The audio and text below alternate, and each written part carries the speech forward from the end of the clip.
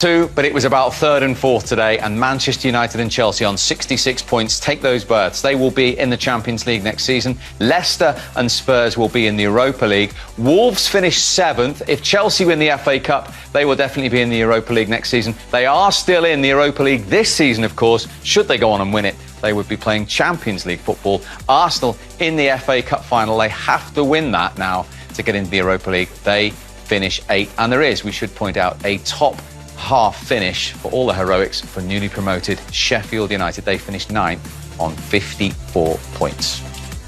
For those two huge games in terms of the Champions League, you thought it would be Chelsea and Manchester United, and so it proved. Yeah, I think it went with form. Leicester have been dropping gradually throughout the season. They had a lot of injuries, suspensions as well today. And Manchester United, of course, have been totally the opposite. They've been absolutely flying high since the resumption of the Premier League. They're playing a different style of football. Yes, the last few games have been a bit off shade, let's say, off colour at the moment, but they just had too much for Leicester. I did fancy them to win, although they weren't so convincing. It wasn't Manchester United's best ever performance, but I think they deserve it on the whole to be in the Champions League. It was about getting the job done today, wasn't it, for United? Yeah, most definitely. It was all about the result and getting Man United in the Champions League, and they weren't great, but they stuck it out. Leicester were knocking at the door, but they just couldn't find that goal. So credit, again, like we said, you know, the run that United have been on, even before lockdown, after lockdown, they picked up where they left off. So, yeah, they deserve it. And like I said, you know, big teams in the Champions League from the Premier League next year. And Frank Lampard's done it in his first season in charge with a tricky potential fixture there against Wolves, which he overcame. Absolutely, especially away from home. I think Wolves are really dangerous. You know, they spring on the counter-attack, got a lot of pace, a lot of quality in the final third, and I think Frank's done the job today. You know, I know we talked about fine margins for these managers. Is it going to be good enough? I think top four for Frank Lampard and the emergence of a lot of young players into that squad now has been a good season. And they've still got, obviously, the FA Cup to come. They have. And for Manchester United, as you say, Leicester were knocking. It was a little bit nervy. At the moment, you know, I still think they're one or two players, maybe three, short to actually challenge Man City and Liverpool, but they're going in the right direction. They certainly are. Let's get some Manchester United reaction then from manager and captain, beginning with Harry Maguire. Harry, congratulations, you've done it. What sort of achievement was it to come from so far back in the pack and eventually finish third and seal that Champions League place? Well, yeah, like you said, finished third in the Premier League.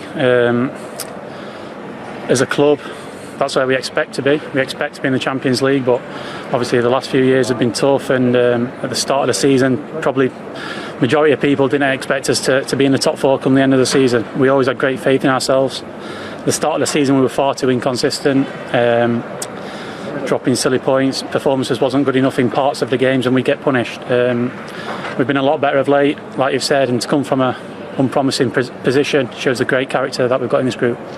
Ollie, congratulations. You've always said that Manchester United belong in the Champions League, but what sort of achievement is it to finally do it, finish third in the season that you've had? I think the boys have done a great achievement. I think, you know, where we were earlier on in the season to end up third is fantastic by them. They've taken on board so many things, had our ups and downs, and it's of course come down to the last game, and I've got to say it's a wonderful achievement by everyone. What are your thoughts on the game itself that achieved it? Not a classic. It's one of them. Does it matter?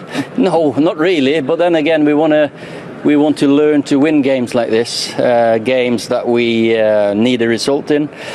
You know, it's been like a mini tournament, this restart, and it looks it as well. We're a bit tired, leggy.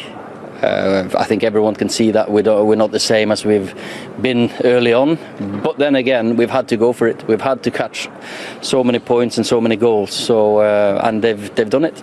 They certainly have. And just how big is it, Ryan, for Manchester United to be in that competition? No, it gives everyone a lift in the club, you know, and attracting players as well. You know, some players will choose clubs that are in the Champions League. Or holding on to some, maybe? Yeah, and holding on to some too. But it's just huge, you know. Eventually, when we do get crowds back, you know, Champions League nights at Old Trafford are special. And, yeah, Ollie's beginning to mould a team which is exciting. He said there, yeah, they're running out of legs a little bit, but after lockdown, they played the same team more or less, which they had to because they won such a good run. So it was hard to chop and change, and they did look a little bit tired at the end. But I agree with him. Need 3 players, I would say, who to go into the starting 11 even. So to challenge both for the league and for the Champions League next year. Is this as positive as you've been in a long time about a Manchester United team? Oh, definitely, yeah. I mean, the players now, they do look as if they're the next team, let's say, to go and challenge the Liverpools and Manchester Cities of this world.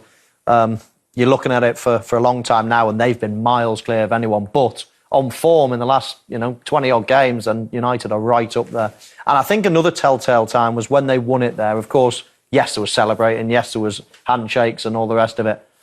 But there was no crazy celebrations. There was a steely sort of determination look from Ole Gunnar Solskjaer as if this is the bare minimum. Hang on a minute, we're Manchester United. Top 4 is bare minimum for us. So they're not going to rest on their laurels now. They're playing particularly well. But as the lads say, they still need to add a little bit more before they can go and challenge for the top honours. Frank Lampard will be celebrating that fact as well tonight. He needed a point today. He got all... Quetta have helped him out massively. Well, of course, it was a big decision for Chelsea to appoint their former record goalscorer Frank Lampard, who'd had 1 season at Derby. He's reached the top 4. Let's see if he feels vindicated. It's a nice thing in football to prove people wrong, and I understand the doubters because people will look at it and go, you got the job for a big part because you played at this club for a long time. 1 year at Derby doesn't normally, on your CV, doesn't normally get you the Chelsea job. But at the same time, the work that I put in here for 13 years as a player and how I feel about the club, and maybe the stars aligned for me in a way. And I had to take it on the chin and understand that if I ever want a chance to be Chelsea manager, which is always a dream of mine once I took this type of role, I might not get another chance at it. And the difficulties were there to take. I wasn't scared of the idea of failing because I trusted that I've had a good career as a player. That's done, that's finished. If it doesn't work for me here, now, in the future, whenever, it wouldn't be for the want of trying, and so I had to take it. Simple as that. It's all about. You mentioned next year about bridging the gap, and you've got Ziyech coming in, Werner, Havertz has had a mention as well, and some other really big names. Is Chelsea, do you feel, going to have a real go as well next year? Well, I hope so, and the 2 that you've said we've signed, we will look maybe in other areas to improve if we can. I know a lot of people have talked about our defensive frailties, and I'll take that on board as well. We need to get better at that. So whether it's in terms of recruitment, but whether it's looking at ourselves, how can we get better? Because clearly, conceding as many goals and getting in the top 4 is great, but there's something we need to improve on. But it's a conversation we can now have. And by the way, we've got a big game next week, so I don't want to jump too forward to that. But if we can improve as Chelsea Football Club, we have missed a couple of windows now. If we